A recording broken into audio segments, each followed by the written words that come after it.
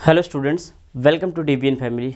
दोस्तों, कल से एक न्यूज़ ने बहुत सारे स्टूडेंट्स को परेशान करके रखा है।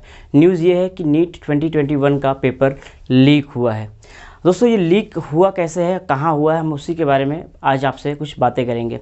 सबसे पहले इंपॉर्टेंट चीज़ दोस्तों, ये पेपर जयपुर में कहा जा रहा है कि जयपुर में पेपर लीक हुआ है। और ये पेपर कैसे लीक हुआ है, एक्चुअली हुआ ये है दोस्तों कि लगभग 2-2:30 बजे के आसपास पेपर को व्हाट्सएप से खींचा गया फ़ोटो और उसके बाद फिर उसको भेजा गया। फिर 4:30 बजे वहाँ से आंसर आई। तो इस तरीके से एक पर्टिकुलर सेंटर की अभी खबरें हैं, एक पर्टिकुलर सेंटर पे ऐसा हुआ है।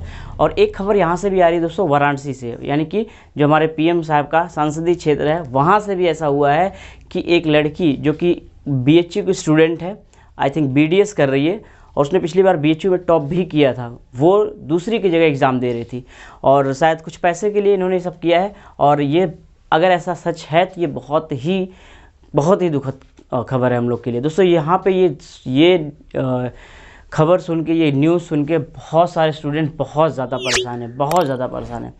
अब आगे क्या होगा? तो दोस्तों, आप पैनिक मत होइए, अभी 1-2 दिन का वेट कीजिए। एनटीए खुद इसके बारे में आपको इन्फॉर्मेशन देगा कि ऐसा क्या हुआ है, क्या क्या नहीं हुआ है, क्या एग्ज़ाम फिर से रिकंडक्ट होगा। वैसे तो आप ध्यान से समझ लीजिए दोस्तों, एग्ज़ाम रिकंडक्ट 99.9% नहीं होगा। हाँ, ये हो सकता है कि जहाँ पे, जिस सेंटर पे ये हुआ है वहाँ पे एग्ज़ाम हो सकता है, या उस सिटी में एग्ज़ाम हो सकता है। तो वहाँ के रहने वाले लोग जो हैं, खास करके जयपुर में, तो आप लोग अपनी प्रिपरेशन छोड़ मत दीजिएगा, थोड़ा सा अलर्ट रहिएगा, राइट। दूसरी इंपॉर्टेंट चीज़ दोस्तों, बच्चे बहुत ज़्यादा परेशान हैं, इसी चीज़ को लेके बच्चे बहुत ज़्यादा परेशान हैं। तो ध्यान रखना, एग्ज़ाम दोबारा होने के चांसेस बहुत ही कम है।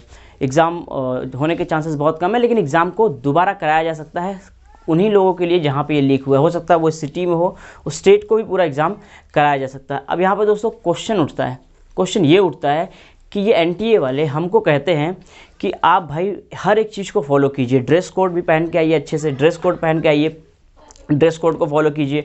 ना तो आप जीन्स पैंट पहन सकते हैं, ना शूज़ पहन सकते हैं, ना ईयरिंग्स पहन सकते हैं, ना तो आप ब्रेसलेट्स पहन सकते हैं। यानी कि बहुत सारी इन्होंने हमें ये बताया है कि ये स्टूडेंट्स ऐसे ही आए, एकदम सिंपल में।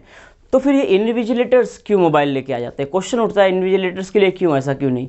भाई, आप सबको बोलो ना कि आप सबको अलाउ, किसी को भी अलाउ मत करो मोबाइल, इवन प्रिंसिपल तक को भी अलाउ मत करो, जो वहाँ का प्रिंसिपल है स्कूल या कॉलेज का, आप अलाउ क्यों करते हो? पहली इंपॉर्टेंट चीज़। दूसरी इंपॉर्टेंट चीज़, ऐसा हो क्यों रहा है?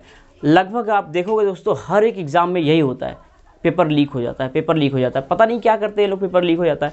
दूसरे एग्ज़ाम में पेपर लीक हो जाता है तो ठीक है, लेकिन नीट जैसे एग्ज़ाम में पेपर लीक हो जा रहा है, ये तो क्वेश्चन उठता है, बहुत बड़ा क्वेश्चन उठता है। अगर ऐसा है कि बहुत सारे स्टूडेंट्स हैं, आप उनका एग्ज़ाम कंडक्ट करा रहे हो एक साथ, तो एग्ज़ाम को फेज़ वाइज कंडक्ट कराइए, तो उसमें बेटर हो जाएगा। अगर पेपर लीक भी होगा तो सब स्टूडेंट्स को एक साथ पेपर नहीं देना पड़ेगा, जैसा कि जेईई में हो रहा है। तो हो सकता है नीट में भी ऐसा ही होना चाहिए।